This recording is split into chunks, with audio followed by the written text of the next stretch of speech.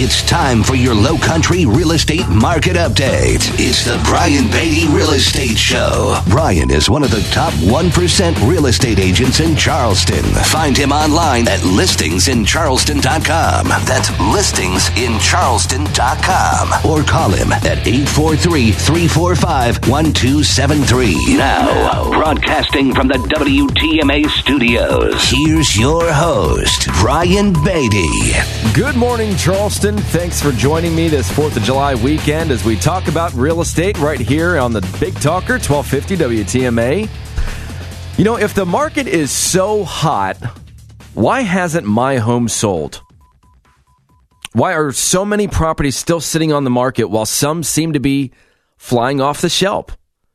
I mean, if you've tried selling your home and it has failed to sell, what can you be doing differently to achieve different results this time around? What qualities should you expect out of the agent you hire to help you buy or sell a home in this market? These are some of the things that we're going to talk about over the next hour. We're going to talk about the fact that the real estate market isn't all sunshine and rainbows. So we're going to talk about how to navigate through this market depending upon what type of seller you are. Are you a motivated seller? Do you need to move, or are you just the type of person that would like to sell if you can get a certain price? And what sort of strategies should we be employing depending upon what your goals are?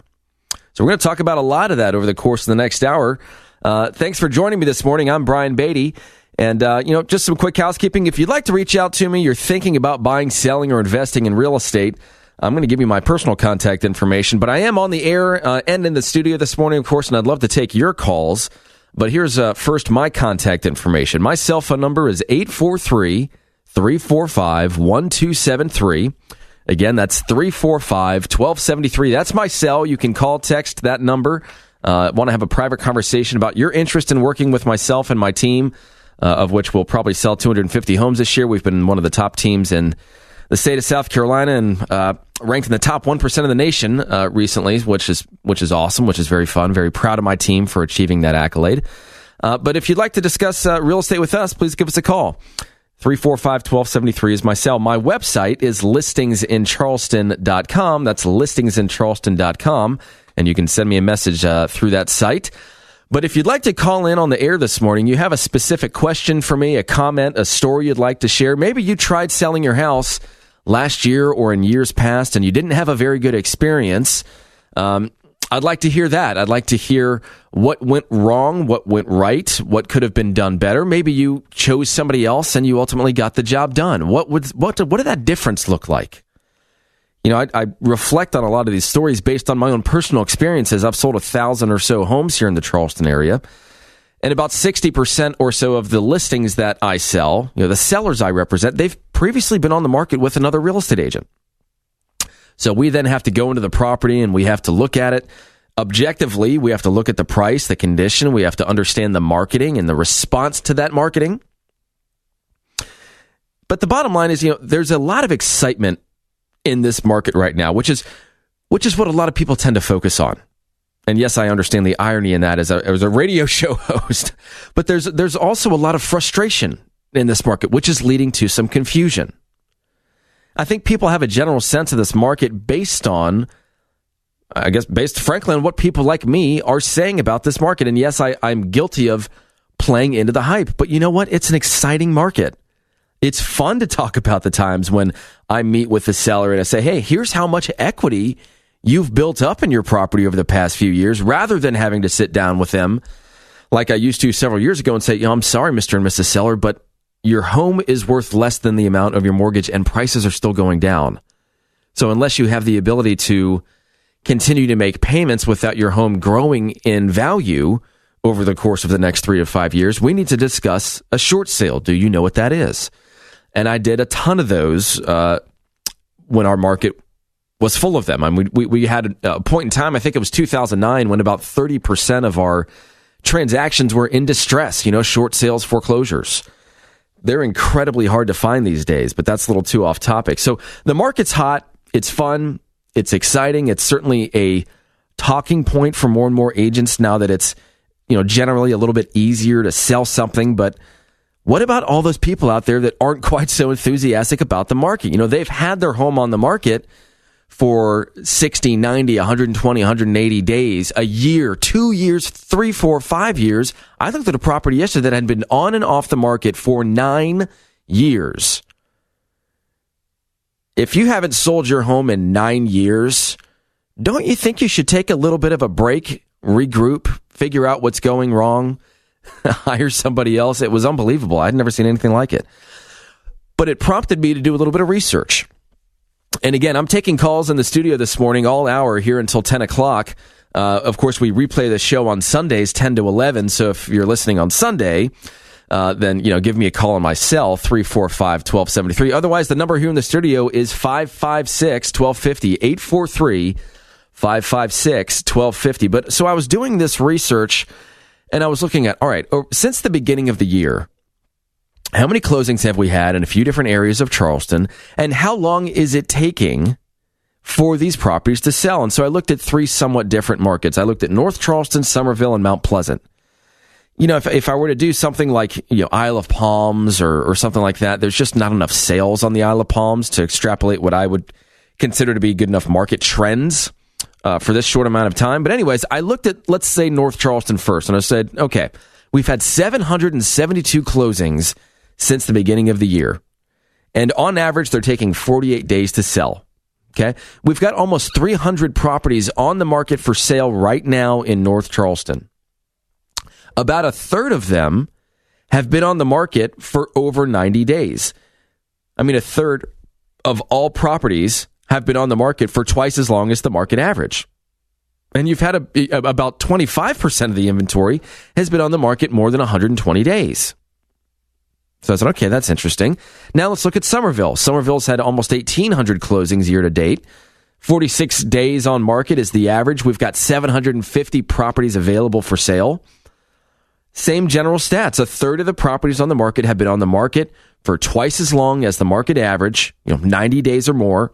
And 25% of the inventory has been on the market for 4 months or more. And then I looked at Mount Pleasant. Okay, Mount Pleasant's hot, right? It's a hot market. You can't put anything on the MLS without it selling in the next, week or so. That's your perception of the market, right? Well, we've had 1,310 closings in Mount Pleasant. The average days on market is 70 days. 814 properties on the market. So 40% of all properties on the market right now have been listed for more than 90 days in the MLS. And a quarter of them have been listed for over 120 days. So I start looking at these stats, and it's fairly similar no matter where you go. At least a third of the percentage of listings in markets that are not so exclusive that it's just rare to find a buyer for them. We're talking about some generalized markets here. But a good portion of this inventory, somewhere between a quarter and a third of a percent, have been on the market for more than 3 or 4 months. And so then I looked at, all right, how many properties did we sell all of last year in the Charleston area? We sold almost 18,000 homes in 2016, which is a ton of transactions. Interestingly enough, we had about 5,500 properties that expired from the market, meaning either the real estate agent had an agreement with that seller to sell it for a certain amount of time and it didn't sell, or the seller took it off the market. 5,500 properties, 30% of the listings in the market didn't sell. So what does that mean? I mean, does that mean that if my house is on the market for more than 90 days that it's not going to sell? Well, no, absolutely not.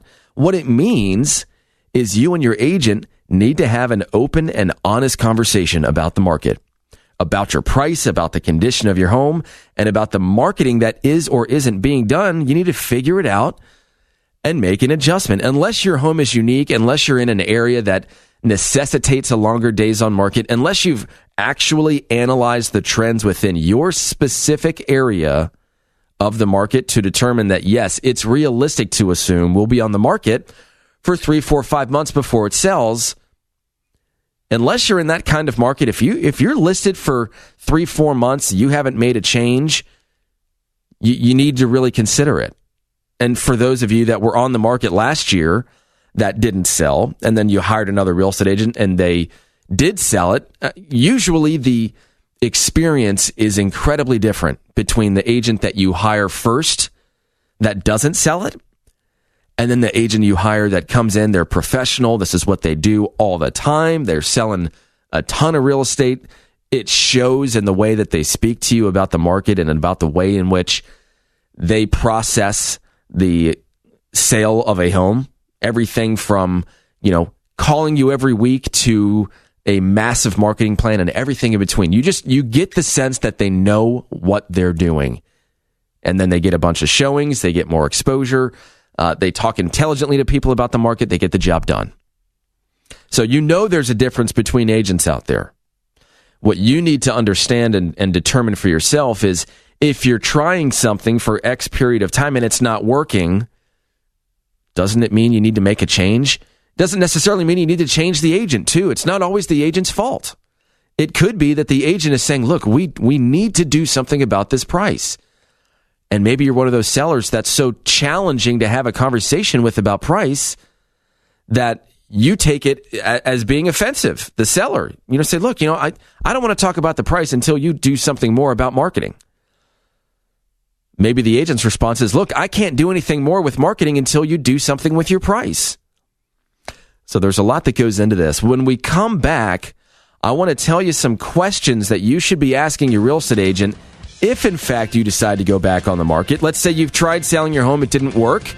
Or, of course, let's say you want to avoid the process of having to hire a second or third agent in the first place. Hire right the first time. That makes it easy.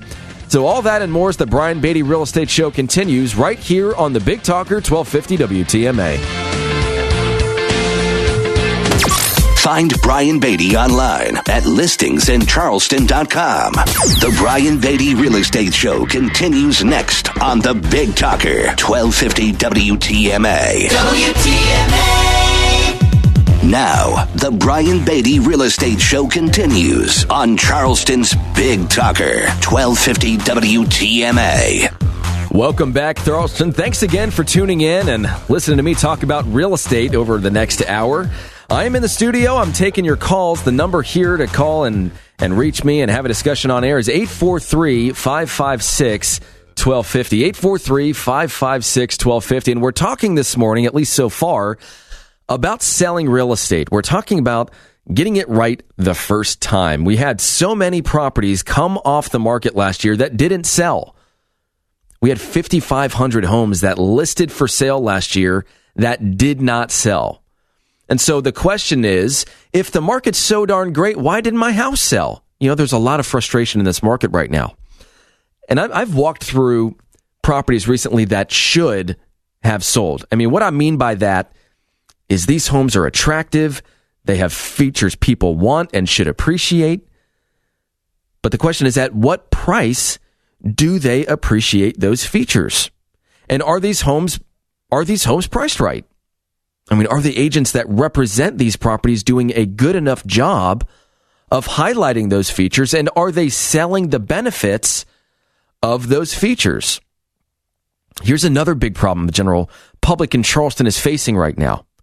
They don't understand trends within the marketplace. They hear someone say the market's hot and they automatically assume they're going to sell their house quickly and for top dollar. But real estate is local. In fact, it's hyper local, meaning if you look at all the different markets we have in Charleston, one of the awesome parts about being a real estate agent in Charleston is the variety of real estate you have the opportunity to sell. I mean, it's what makes real estate, for me, so much fun in Charleston. We've got waterfront properties, beachfront properties, historic downtown Charleston properties, equestrian properties, properties with a bunch of acreage, suburban properties, golf course communities, retirement communities, lofts, townhome. I mean, you name it, we have it. We have an awesome amount of diversity in the Charleston market. But isn't it reasonable to assume that the market for each of those different types of properties are different from one another? Well, of course, the answer is yes. But we as agents have to be experts in analyzing our real estate markets. If you've got a question, if you've been thinking about selling your house and you have some questions about your specific market and how it differs from maybe the buzz that you're hearing about how great the real estate market in general is, these are the things that we have to look at. We have to begin with the end in mind. And what I mean by that is we have to create a plan for you to sell your house based on a variety of factors. Of course, we have to look at everything that's selling to determine what we think your home is worth, but we also have to look at the trends that will dictate how long that will take and at what percentage of the listing price we should realistically sell for. So how much is my home going to sell for? How long is it going to take to sell? And on average, how much negotiability is there on the listings that are selling comparable to mine, so we can take that into account when we go over our pricing strategy. Again, if you've got a question for me, you've got a story you'd like to share, and this could be about anything at all having to do with real estate. It doesn't have to be about the topic that I'm on at the moment or at any point in time throughout the show. If you have a real estate question, comment, story, something you want to share, give me a call.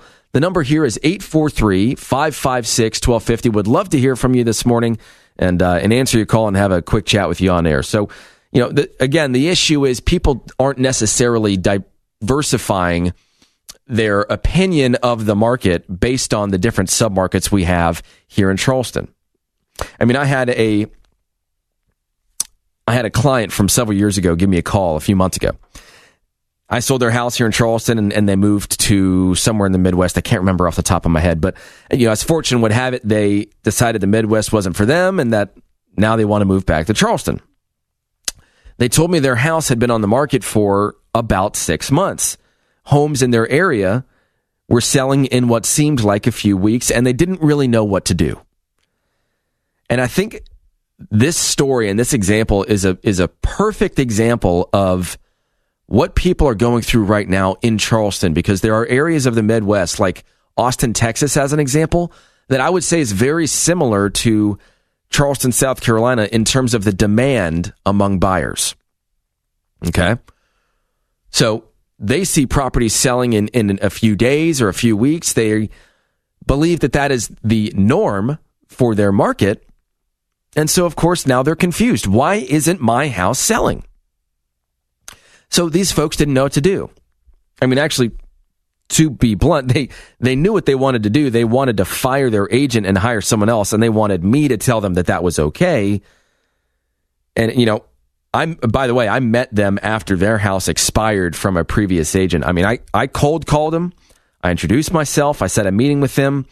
I sold their home in about 3 weeks, I think. They were on the market with 2 previous agents before that. But anyways, obviously, I told them, I can't comment on the relationship you have with your agent because, frankly, I don't know anything about that agent. I don't know anything about your market, so on and so forth.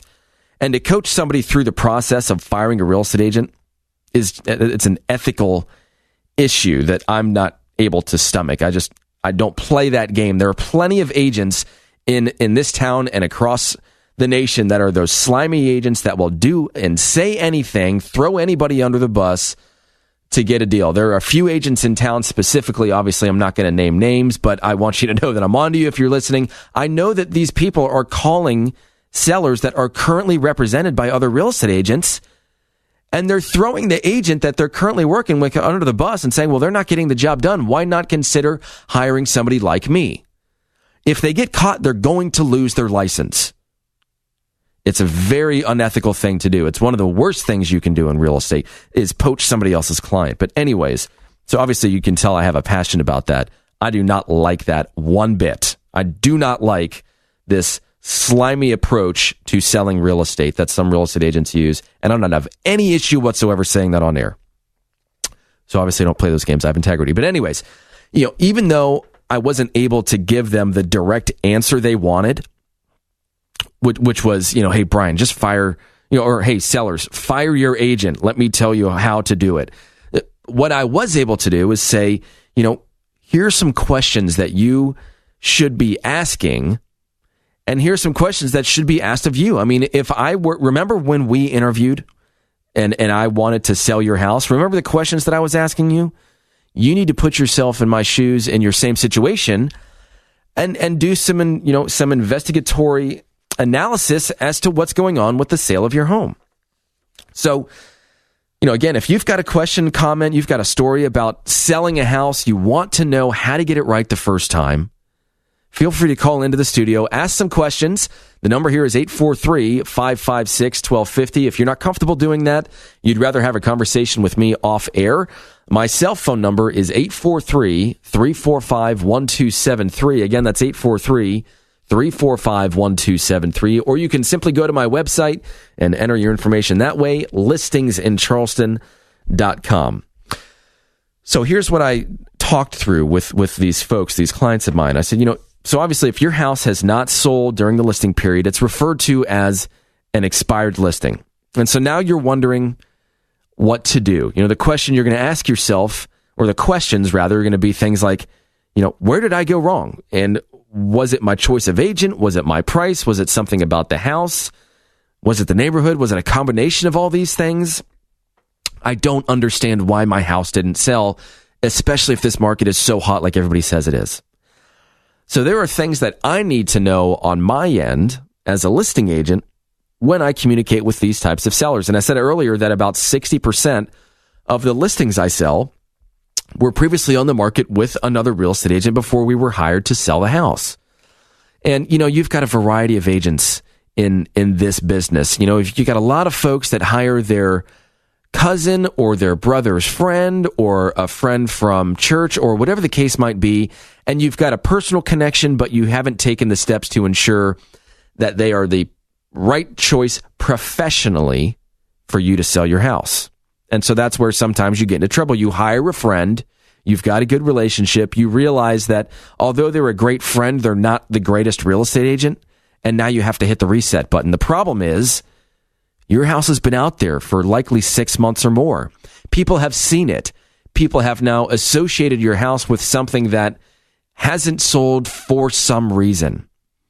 And realistically, if this market is so hot, like everybody says it is, if buyers are buying properties that are priced right, in good condition, and marketed well, then your home should have sold.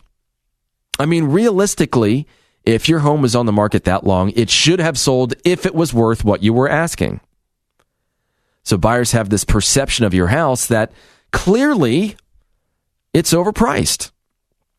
That's the buyer's perception, or at least that's the ammo that has been given to them, which accumulates based on the days on market for your listing. Now, again, if you've been on the market for 90 days and you're an $800,000 house in Moncks Corner, guess what? Homes aren't flying off the shelf for $800,000 in Moncks Corner. So you have to understand your market. 90 days in and of itself might not be a bad thing. You just have to understand your market. And you have to be able to ask questions of the agent that you hire to extrapolate that knowledge. You have to have a firm understanding and set some realistic expectations. So there are things that the agent should be asking of you, the seller, if you tried selling your house and it didn't sell. And then there are, of course, questions that you should be asking them. You certainly don't want to get it wrong the second time around, because then you're in real trouble. Now it looks like somebody that's indecisive, or you looks like somebody that doesn't need to sell.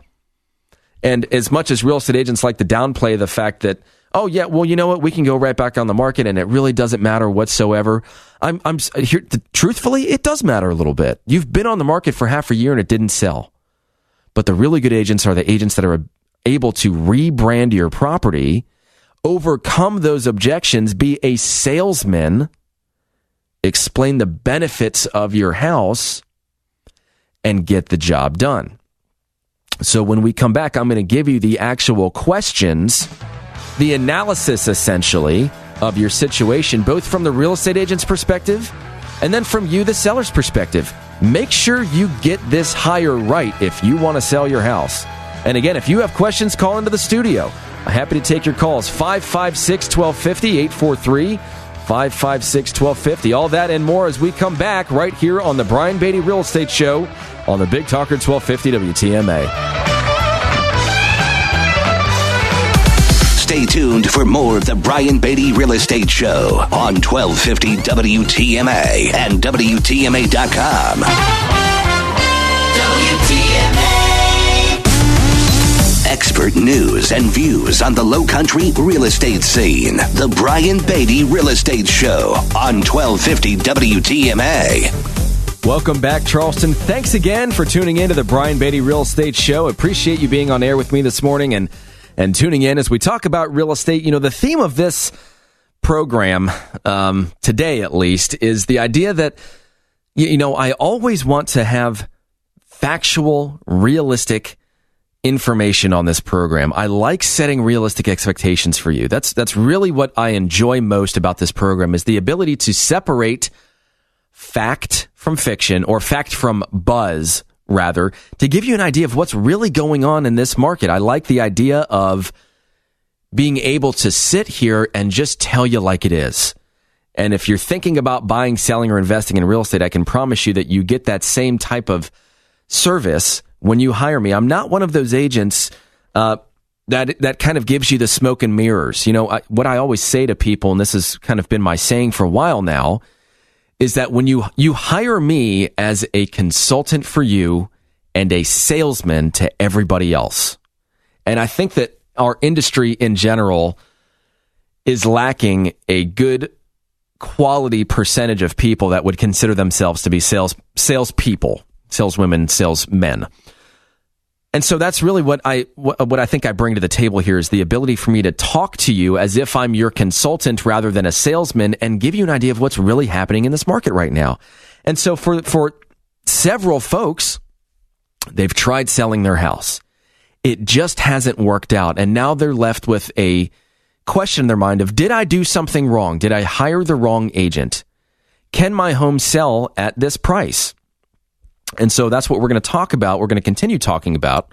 But we've got somebody on air here. So, Charlie, are you with us?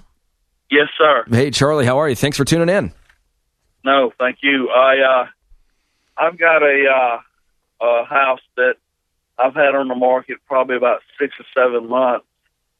And the real estate agent that we hired suggested that we lower our price. And we were asking $320 for it. We lowered it to $299. She said she thought she'd get a lot more action there. So we did what she asked. We lowered the price. Mm-hmm. And she kept telling us that the showing she had, that nobody liked our floors that we had in there. So we just spent a couple $1,000s changing out the floors.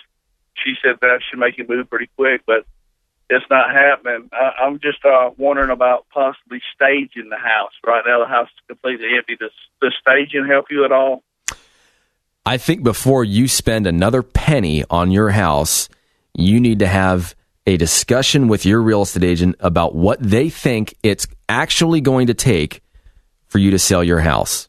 So, having said that, I have a few questions for you, if you don't mind. Not at all. Have you and your agent gone through the average number of showings that properties similar to yours should be getting on a monthly basis? And how do you stack up to that? Well, the subdivision that my house is in, there's new construction going on, and there's a lot of houses in there with our same model, and they're priced $25,000 higher than ours, mm-hmm. than our current house. And they seem to be selling the new ones in there, but ours isn't getting much action at all. Have you looked at, or has your agent looked at what those homes are offering in the way of incentives to buyers? It's not always about the purchase price. Sometimes when buyers walk into those new construction model homes, they'll say, okay, well, if you pay our price, we'll pay all your closing costs if you use our preferred lender and our preferred closing attorney. And they might also give bonuses to the real estate agents of, hey, I'm going to kick you an extra few $1,000s, or, sell 2 of the homes in this community and be entered into a chance to win a cruise or whatever. Do you know if they're offering any incentives? Not that I'm aware of. Okay. Have you guys looked into that? Yes, we have. When we bought the home, we did. Okay. So I think that the first thing you need to do is you need to have a blunt discussion about the market in general. Then you need to look back at the marketing. There are all these homes that I go into that have been on the market. Sometimes I would say more than 50% of the time it is the price, but there is a large percentage of the time where it's just not being marketed well enough. And when you look at real estate agents that sell real estate, I'm going to just say this as a generality, there is a huge difference in the terms of skill set between a person that works with buyers and a person that works with sellers. And then when you look at listing agents, you've got a variety of different types of real estate agents. Some are the dubbed neighborhood expert. Some are just kind of a family friend or somebody that you know that is knowledgeable in real estate. And then you've got some people that are marketing experts. So I don't know what kind of agent you've hired, and I certainly don't want to ask questions on air about the relationship you have with them or in any way, shape, or form suggest that they're not doing something correctly.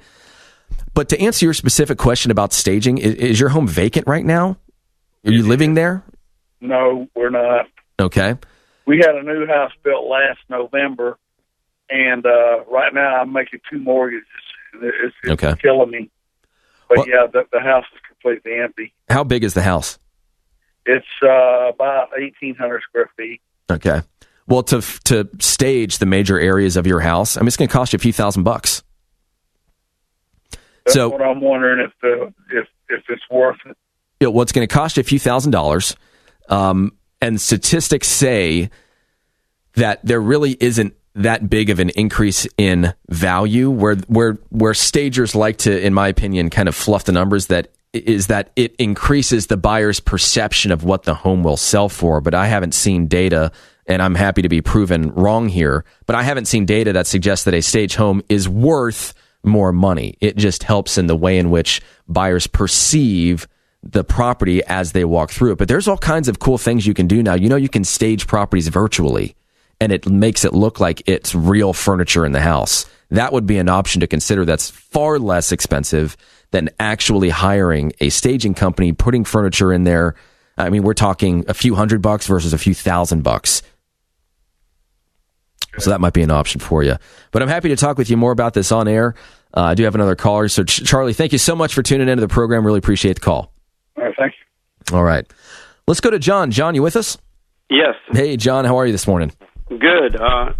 We've all seen the news over the past few years about certain neighborhoods that flood when the heavy rains come. Mm-hmm. How does somebody who, for whatever circumstances, wants to sell overcome that? So I had a seller that had their home flooded in Shadow Moss. That's exactly what I'm talking about. But yeah. But I have 2 sisters that both have what I would consider prime locations, but the houses are old, and one of them has a flooding problem that doesn't come into the house but comes into the garage. Okay. So that's what I'm kind of looking at. The value of the location is much more than the value of the house. Mm-hmm. Well, there are things that you can do to overcome that to an extent. Some of these low-lying areas of downtown Charleston, there's just nowhere to direct the water. You get some of these streets that flood, and I mean, it's not like you can put in a French drain because you're just draining it into a big puddle of water. The water's not going anywhere. But how do you overcome that objection? I mean, I'll tell you this quick story. We sold a home in Shadow Moss that flooded. I mean, big time flooded. And they renovated the entire property. It took them several months to do so. We put it on the market. We sold it in 2 weeks. We disclosed the issue. We had them sign off on the fact that it flooded. When you're selling a property, you have to disclose things like that on the property condition disclosure statement. Not to get too technical with you. Right. But I think that you help them understand that, if it truly was a rare occurrence, then it's a rare occurrence. Could it happen again? Maybe, but it's unlikely. And I think that, you have to take that into consideration with your pricing. Now, we're far enough away from those issues now to where it's no longer kind of top of mind, but you still, of course, have to do your job in disclosing it. I think, frankly, it just depends on how important it is to that specific person. Some people make a bigger deal out of it than others. It's really just how you position the property, in my opinion. All righty. So something like that, would the buyer have trouble getting a reasonable insurance rate? No, not necessarily, because we're talking about flood insurance. And so insurance companies don't have control over the amount of flood insurance. Flood insurance is offered through the National Flood Insurance Program that's overseen by FEMA. So every rate is going to be dependent upon base flood elevation, so on and so forth. There's very strict rules that govern the obtainment of flood insurance. What most people do is they'll just inherit the existing flood insurance policy. But no, it doesn't have really anything to do with getting a new flood insurance policy. That the best thing to do is, have that person get something called an elevation certificate if they don't have one, and then just inherit that flood insurance policy. So Hope that answers your question, John. All right, great. Thanks. Thanks so much for calling in. All right, we're going to take a break. When we come back, I'm going to get back to these questions that you should ask of an agent if you want to sell your house, especially if you tried selling and it didn't work out the first time. So stick around. This is the Brian Beatty Real Estate Show on the Big Talker 1250, and we've got a few more minutes. So if you want to call in, the number here, 556-1250. Stick around. We'll be right back. It's the Brian Beatty Real Estate Show. Broadcast Saturday mornings at 9 and Sunday mornings at 10 on the Big Talker 1250 WTMA. WTMA. Now, here's more of the Brian Beatty Real Estate Show on the Big Talker 1250 WTMA. Welcome back, Charleston, to the last few minutes of the Brian Beatty Real Estate Show right here on the Big Talker 1250 WTMA. I do appreciate you being on air. You know, I was online and I was looking for a website. Charlie, if you're still listening, we talked about virtual staging. The website, I couldn't remember it because it's just this random website. It's boxbrownie.com. Boxbrownie.com. You can virtually stage rooms in your house for $32 an image. And, you know, so for sellers that I work with, you know, I offer a 2-hour staging consultation at my cost, especially for those homes that need it. But I could virtually stage a home for about the same price and essentially achieve the same result for some of these vacant homes, which is something we've done. And, you know, we're really big on technology on my team. So that's something for you to consider. Boxbrownie.com. It's just a cool website, by the way. And they can do 3D renderings. They can do floor plans. They can do all kinds of cool stuff. So boxbrownie.com. I have no investment in that company, by the way. I just think it's really cool. So thanks again for, sticking with me. We're talking about selling houses this hour, and we've only got a few minutes left. And if you do want to call in, you have a question, a story you'd like to share, a concern that you have about this market, the number here is 843-556-1250. Now, you want to talk with me off air, you have a personal question you'd like to ask, you're thinking about buying, selling, or investing in real estate, you want to work with me, I run one of the top teams here in South Carolina. We're going to sell probably 250 homes this year, so we'd love to earn your business. My personal number is 843-345-1273. That's 345-1273. And my website is listingsincharleston.com. That's listingsincharleston.com. So let me get to these questions. This question of, did I do something wrong? Did I overprice my house? Did I not ask my agent tough enough questions? Did they not do what they're supposed to do to sell my house? These are the questions that people are asking themselves. They've tried selling their house. It didn't work out. So now they need to figure out what to do. Are they still going to sell? Are they going to take a break? Whatever the case might be. Let me first address that. This idea of taking a break. We're going to take our house off the market for 30 days. Let it rest for a little while. Let the clock reset. And then we're going to try again. That is not an accurate way of looking at the days on market, which is really what they're trying to minimize in doing that. We're going to take the house off the market for about a month. We're going to put it back on as a fresh new listing. Well, there is no such thing as a quote unquote fresh new listing. Now, you can put it in the MLS as a new listing, but anybody looking on the MLS has the ability to click on the history of your property, and they can see everything that's been done to that listing since the first time that property was ever entered into the MLS. Even if it was entered into the MLS in 1995, they've got everything that's happened with that listing going back to the inception of the listing in the MLS. So there's a pricing history. Agents look at that when they look at your property. They say, okay, well, this house was on the market last year, and it was on the market for 8 months, and they didn't drop their price once. And now they're back on the market for more money, and they haven't dropped their price. Do you think that maybe the seller wants too much for their house, or they're an unrealistic seller? It kind of seems that way based on the history that I'm looking at. These are the things agents are talking to their clients about. Additionally, we're not to take it one step further. Look at all these websites now like Zillow and Trulia and Realtor.com and so on and so forth. They are tracking the listing history. You can go on Zillow and you can see how long that property's been on the market and off the market and listed and relisted and at what price it was on. So you're not necessarily resetting the clock. What you're doing is either hiring a new agent, giving some fresh legs to the process of selling your house, or you're going back on the market. Hopefully, you've done something, changed your tactic, changed your pricing, changed the front photo of the house, do something. But if you just keep doing what you've been doing and you're now out of line with market trends, then the house is just going to sit and sit and sit. And then you're going to be experiencing lowball offers, and it becomes a little bit of a mess, and it becomes very, very frustrating. There are ways around this. So here are some questions that I ask of sellers that have been on the market that didn't sell. Maybe they were for sale by owner, by the way. Maybe they're trying to sell their home on their own for the past several months or weeks, and it just hasn't worked out. So here's some of the questions that I would ask them. First and foremost, how many showings have you had? I have the ability to track on my end the average number of showings for a certain type of property in a certain location and at a certain price range. So essentially, I get to determine what the trend is for the number of showings a property should be getting on a monthly basis. I also get to track how many showings should occur on average before they accept a contract. Again, I have the ability to track all of this stuff. So if you've had 40 showings with no offer, that's a bit of a problem. If you've had 40 showings and haven't reduced your price, why are they not making an offer on your house? What's the feedback?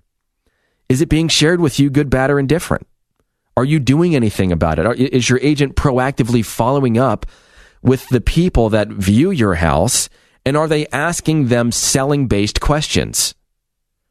Are they identifying things that people should be saying and taking those things as opportunities to potentially create a sale? An example of that would be, the buyers love the house. They just feel like it's a little dark. You've got dark flooring and the paint's dark. You've got red and purple walls. We didn't like the black dining room, whatever the case might be. Look, those are objections to overcome. Right? If we as listing agents hear something that we can address that might lead to a transaction, then it's our job as salespeople to say, if your buyer is interested enough in this property to buy it, they just want to change some of the aesthetics, then let's look at that. Let's look at the value to them associated with making those changes, and let's take it into consideration in negotiations to see if we can make a deal. So why don't you talk with your client? Talk about those things. I'm going to talk with mine, and you guys make us an offer, and let's see what we can come up with. That's an example of being proactive. That's an example of being a salesman. But the problem is, I have so much that I want to say on this topic because I'm so passionate about it, but I just don't have enough time. But the bottom line is your agent should be tracking the feedback. They should be looking for opportunities to sell your property. And that's just all I'm going to say about that. One of the questions I'm going to ask the sellers, why do you think it didn't sell? Why does your agent, what does your agent think is the reason why it didn't sell? And, over 90% of the times the seller's going to say, look, I don't know. I don't know why it didn't sell. And so it goes back to this idea of communication and customer service. And really, I could talk about pricing, I could talk about marketing, I could talk about condition, but the really good agents, the people that really know how to excel in their industry, have mastered communication and customer service. We are no longer the gatekeepers of information, we as real estate agents. You can go online and find out just about whatever you want to find out about a house, a neighborhood, school, taxes, whatever. Where we really excel in this day and age, in my opinion, is customer service, in follow-through, in communication, in consultation, in situational experience. As somebody, I've sold 1,000 homes, here in Charleston. Those are the types of things that differentiate us. But the people that have mastered customer service, the ability to navigate somebody through the process of buying and selling a house and doing so efficiently with very little stress experienced on your end, and all of it designed with the idea to sell your home for more money and in less time, that's the agent that you should be working with. And as you're interviewing these agents, if you don't get that sense, keep looking. If I can help you buy, sell, or invest in real estate, give me a call. 843-345-1273, 345-1273, or go to listingsincharleston.com. Thanks so much, Charleston. Enjoy your 4th of July weekend, and thanks for tuning in to the Brian Beatty Real Estate Show. Join us for another edition of the Brian Beatty Real Estate Show next Saturday morning at 9 and Sunday morning at 10. Contact Brian Beatty online at listingsincharleston.com. That's listingsincharleston.com. Or call him at 843-345-1273. 843-345-1273.